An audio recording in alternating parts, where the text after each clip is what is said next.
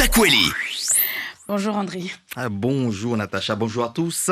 Et ce matin, nous recevons Mahmoud Azia. Il est conseiller pour le GIE Ouvoimoja Transport. Mahmoud Azia, bonjour. Bonjour. Alors, on a beaucoup parlé ces dernières semaines de violences qui ont touché les transports scolaires du Nord et essentiellement du groupement Narndembeli. Est-ce que le groupement Ouvoimoja, dont vous assurez le conseil, a été pour autant épargné? Ah non, pas du tout. Je n'ai pas les statistiques exactes, mais je pense qu'en pourcentage, tout le monde est touché pareil. Hein. Il suffit de regarder. Alors, vous avez 4 groupes aujourd'hui. Vous avez Narendembeli qui a le nord et le sud. Vous avez Tamaléo qui a le centre. Et vous avez donc le groupement GIE Ouvoimoja qui a la Kadema. Et vous avez Transport Salim qui a Petite Terre. Vous voyez bien que quand il y a, par exemple, les récents droits de retrait, au centre, ça roulait, et en Petite Terre, ça roulait. Et les gens qui sont le plus touchés par le droit de retrait, finalement, quand vous regardez bien, ce sont les conducteurs de la région Kadema, parce que Kaweni, Mamoudzou, Vaïbé, ça chauffe. Et puis ceux du Nord, parce que ça chauffe essentiellement entre Kungu, Maïchkavo, etc. Donc, en réalité, tout le monde est touché pareil. Et il suffit de regarder sur une cartographie les endroits où les fameux cassages, mais moi je les appelle plus cassages, les attaques se font. Vous verrez, vous comprendrez qui est touché. Ceux qui sont touchés, ce sont ceux qui passent là. Et ces zones-là, aujourd'hui, c'est Vaïbé, Kaweni et autour de Majikavo. Quelles sont, selon vous, l'origine de cette situation, puisque les transports scolaires sont de plus en plus touchés? On a l'impression qu'il y a eu un début, mais on ne se souvient plus. Qu'est-ce qui était à l'origine? Et surtout, quand ça a commencé? Alors là, on voit une flambée. Non seulement il y a une flambée, l'année dernière, ça a été une flambée en quantité. On a vu ça commencer l'année dernière. Après, vers septembre, la rentrée a eu lieu en fin août. Dès septembre, ça a commencé comme si le mot avait été passé aux personnes pour dire maintenant on s'attaque au bus.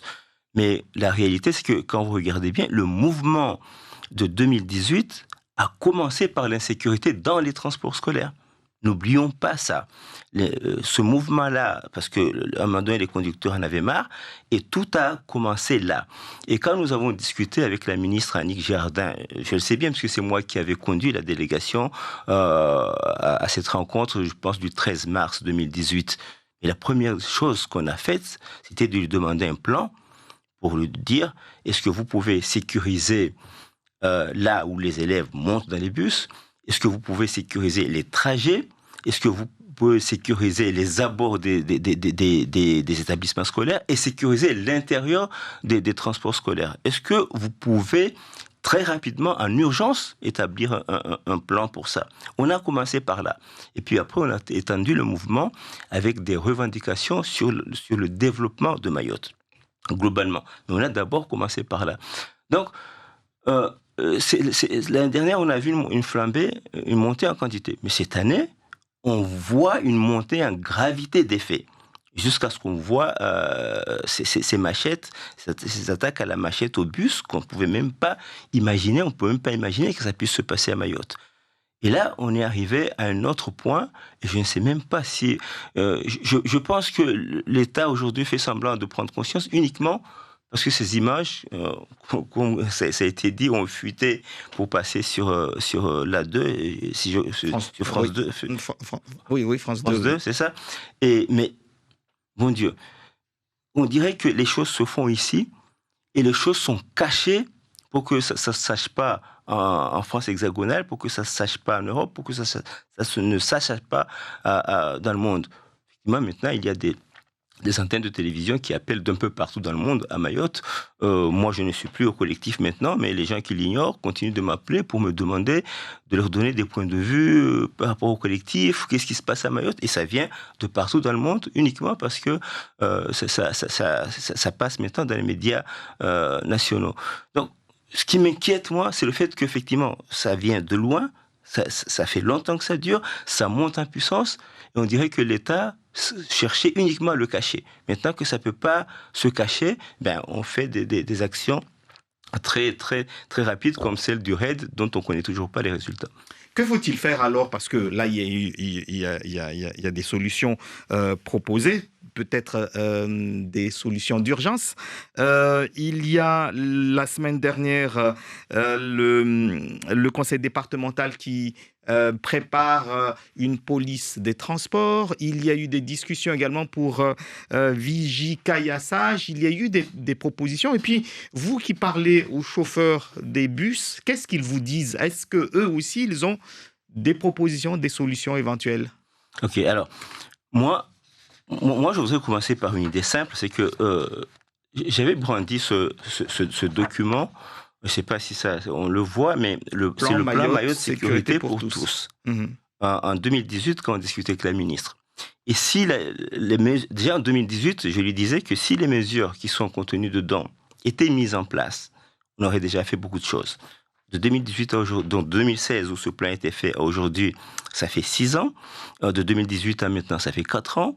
Et on voit bien que les choses ne sont pas faites. C'est pas qu'il n'y a pas d'idée que les choses ne sont pas faites. Mais je voudrais commencer par un fait simple. C'est qu'il faut qu'à Mayotte, les relations entre les élus mahorais, entre la population mahoraise et la France et l'État français changent un peu. Qu'on change de cette idée de mépris et d'infantilisation qui consiste à dire ceci. Les élus mahorais ont une relation de mendicité et d'obéissance pratiquement servile vis-à-vis des fonctionnaires, des ministres, etc. Et du point de vue de l'État, il y a une sorte de mépris où ils veulent tout décider pour nous. Tout décider. Et quand ils échouent, mais ils ont échoué sur beaucoup de choses, sur les fonds européens, sur des tas de choses, il suffit de voir les rapports établis par la Cour, pas par moi. Moi, j'ai dit beaucoup de choses. Il suffit de voir les rapports établis par la Cour des comptes. Celui qui m'a amusé le plus récemment, c'est celui dont le titre était « Quel développement pour Mayotte ?» alors que j'ai tenu une conférence en 2016 dont le titre était « Quel développement pour Mayotte ?» pour montrer justement que le fait qu'on ne développe pas Mayotte génère beaucoup de problèmes. Donc, ça, tant qu'on ne casse pas ce lien-là, j'ai entendu même le ministre Karenko dire que maintenant, si les choses doivent se décider d'en haut, alors c'est du colonialisme. Et que maintenant, il veut faire que les choses se décident par en bas. C'est un peu ce que les Anglais appellent du bottom-up, du top-down. Mais c'est ça. Si le ministre lui-même se dit que les décisions qui doivent venir de haut à Paris pour descendre chaque fois ne sont plus rien, et que lui-même dit que c'est du colonialisme, alors quand je disais depuis des années que le Mayotte est géré un vestige colonial, et c'est une des raisons de tous nos échecs, c'est vrai.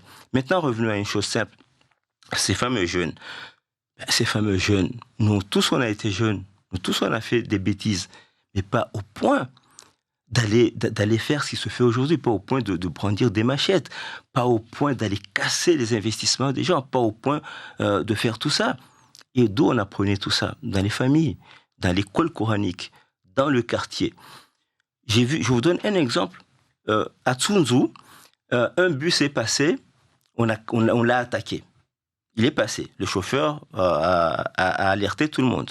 Une demi-heure après, un autre bus passe au même endroit, cassé, encore avec des jets de pierre. Mais pas en intervalle d'1 heure, d'abord, aucun policier n'est venu alors que tout a été signalé, personne n'est venu. Et le gérant, le mandataire du GIO Voie-Moja Transport prend sa voiture, il va sur le lieu. Il trouve qu'à l'endroit où 4 bus ont été cassés dans un intervalle d'1 heure, il y a plein de personnes assises là, des habitants, qui regardent, qui s'en foutent, qui n'interviennent pas. La police n'intervient pas, la population n'intervient pas. Et probablement, c'était le fait d'un gamin. Je vous dis qu'en faisant ça, 4 bus, c'est à peu près 1 million d'euros d'investissement.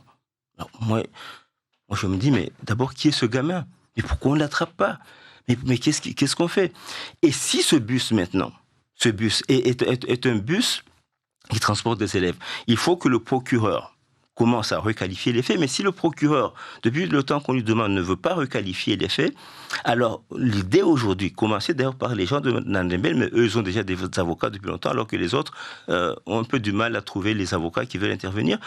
Mais il faut porter plainte maintenant au pénal pour tentative de meurtre dans les bus et se porter aussi partie civile pour récupérer l'argent des dégradations. Il faut que les intervenants, surtout les propriétaires de bus, montent aussi d'un cran dans la façon aussi de s'adresser à la justice. La justice ne veut rien faire.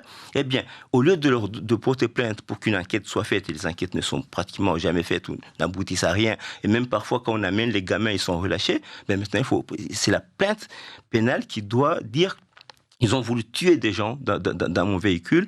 Au-delà de la dégradation, ils ont voulu tuer des élèves. Et peut-être que des élèves eux-mêmes, leurs parents, peuvent se porter aussi pour porter plainte parce qu'on a visé leurs gamins dans le bus. Mais il faut passer à des actions maintenant qui contraignent l'État à agir et la justice à agir. Alors, vous avez, je disais tout à l'heure, vous rencontrez beaucoup de chauffeurs en désarroi. Qu'est-ce qu'ils disent, eux qu'est-ce qu'ils proposent comme solution? Parce que j'ai cru savoir que les attaques se font aussi parce qu'il y a des gamins à l'intérieur des bus qui renseignent le passage des bus à tel ou tel endroit. Oui, et ça c'est un phénomène qui n'est pas pris en compte. Même moi, qui fréquente ce milieu depuis quand même maintenant plus de 4 ans, j'apprends des choses parce que je passe beaucoup de temps avec les conducteurs. J'essaie de comprendre leurs problématiques, de comprendre ce qui se passe dans la société. Et quand je les écoute, ben, je me dis, mais mon Dieu, mais quel échec finalement de l'école. Mais quel échec. Ils me racontent que les gamins montent. Alors, ils ont parfois leurs conflits en quartier. Ils montent. Et certains gamins font des textos, passent des messages WhatsApp, passent des messages en disant, écoutez, il y a un gars là que vous cherchez à tabasser, il est dans ce bus est parti de tel lycée, probablement il sera à tel endroit vers telle heure. Et donc c'est précis. Pour moi, la montée en puissance de ces choses-là est aussi parallèle et en corrélation avec la montée en puissance de l'utilisation des réseaux sociaux. Aujourd'hui, de Instagram, de WhatsApp, de Facebook, de tout ça, de Messenger, de tout ça. Ils ont tellement de moyens de communication qu'ils se permettent aujourd'hui d'utiliser ces moyens-là, justement, pour amplifier. Et quand ces jeunes se réunissent à 40, 60, vous pensez qu'ils font comment? Mais c'est par les réseaux sociaux qui se donnent des rendez-vous et qui se retrouvent à un endroit avec des machettes. Et quand ils se retrouvent à ces endroits-là avec ces machettes, eh bien, ils boivent beaucoup d'alcool, ils ont du chimique, mais ça, dans ce document-là, tout ça, c'est écrit, les drogues de synthèse, qu'il faut les arrêter, etc. Alors, il y a des choses qu'on doit faire en urgence. Ben, il faut déjà interdire la vente des machettes. Vous savez, j'entendais, oui, il y a une attaque au Chombo. Alors, Chombo, en réalité, c'était le Upanga des agriculteurs. Mais on peut vendre des Upanga aux agriculteurs parce que c'est leur outil de travail. Mais les machettes qui font cette longueur-là, ça, c'est ce qu'on utilisait au Rwanda. Et ce qu'on utilisait au Rwanda est en vente libre ici et n'importe qui peut aller acheter. Et quand des jeunes sont à 15, 20 et chacun a une machette ou deux, et on ne sait pas le nombre de machettes qu'il y a chez eux, ben ça craint. Donc il faut interdire les ventes libres. Il faut quand même que des équipes de choc, genre RAID ou je ne sais plus quelle équipe, que des gens viennent ici en grand groupe, entrent dans tous les quartiers. On sait cartographier les quartiers en faisant des photos aériennes, etc. Aller dans les quartiers, fouiller partout, enlever tout ce qu'on peut enlever de machettes, interdire la vente d'alcool aux mineurs ou réglementer la vente d'alcool de sorte qu'il y ait des magasins uniquement spécialisés ou des rayons spécialisés où on prend l'alcool. Le chimique, poursuivre les gens qui fabriquent ces drogues de synthèse parce que ces drogues sont fabriquées depuis des années à Mayotte et on ne sait toujours pas les arrêter. Mais il y a quand même des actions à prendre maintenant. Mais la première, franchement, c'est de désarmer ces gamins. Et d'arrêter maintenant qu'ils puissent se fournir en machette. Déjà ça, si le raid vient ici pour 10 jours, s'ils sont 10, ben il faudrait qu'ils soient 70 et qu'ils fassent ce job-là. Celui de désarmer les gamins, de désarmer. Et maintenant, quand ils le vendent, ils peuvent les vendre avec des numéros de série, avec une carte d'identité. Et le jour où on attrape un gamin, on sait quelle est l'origine de la machette. Dernière question, Mahmoud Aziar. Quel est votre message aux parents aujourd'hui? Il y a ceux qui sont inquiets parce que leurs enfants prennent le bus et puis il y a certains parents peut-être qui ont des responsabilités sur leurs enfants qui vont caillasser. Alors moi, ce que j'ai compris, c'est que les parents sont dépassés. Mais franchement, moi, j'imagine avec beaucoup de tristesse, mais vraiment beaucoup de tristesse et ça, mais ça me meut vraiment d'imaginer une jeune femme, avant même d'avoir des enfants, prendre le risque dans la mer de mourir pour venir à Mayotte.